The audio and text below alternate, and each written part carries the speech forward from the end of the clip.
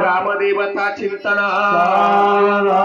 इष्ट देवता चिंतन, वऱ्हाडी सावचित्त, वाजंत्री सावचित्त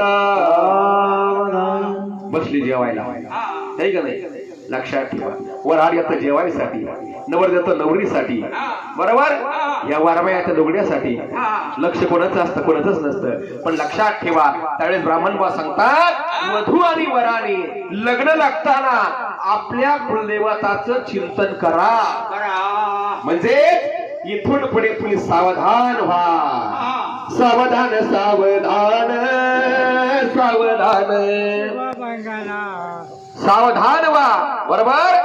कुलदेवताचं चिंतन करा, ग्रामदेवताचं चिंतन करा, जेणेकरून तुम्ही जर लग्न लागताना कुलदेवताचं, ग्रामदेवताचं, इष्ट देवताचं चिंतन केलं तर तुमची नाव किनाऱ्यापर्यंत पोहोचणार आहे. आणि म्हणून तिथून कुलदेवत तुम्हाला सुरू होतं. लक्षात ठेवा. आणि जेव्हा आपण कुलदेवताचं चिंतन करतो ना, मग लग्न लागल्यानंतर हळद असते अंगाला, आणि या हळदीचं कर्ज फेडण्यासाठी जिजुरीला जावं लागतं, जागरण गोंधळ करावं लागतं. का तर आपल्या कुलाचा स्वामी मल्हारी मार्तंड खंडीराय आहे, आई तुळजा भवानी आहे.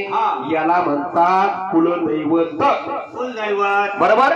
नाहीतर माणसं म्हणतात कोणत्या ग्रंथाने, कोणत्या पोथीने आमचं कुलदैवत आम्हाला माहिती नाही. बरोबर आहे की नाही? लक्षात ठेवा, कुलदैवत तुमच्या वंशात, सासू सासरे, परिवार, तुमचे आजी आजोबा, अगदी तुमचं जे मूळ गाव असेल तिथं तुमचं कुलदैवत आहे. बरोबर. हे तुम्हाला दुसरं कोणी सांगू शकत नाही. बरोबर का? धन्यवाद.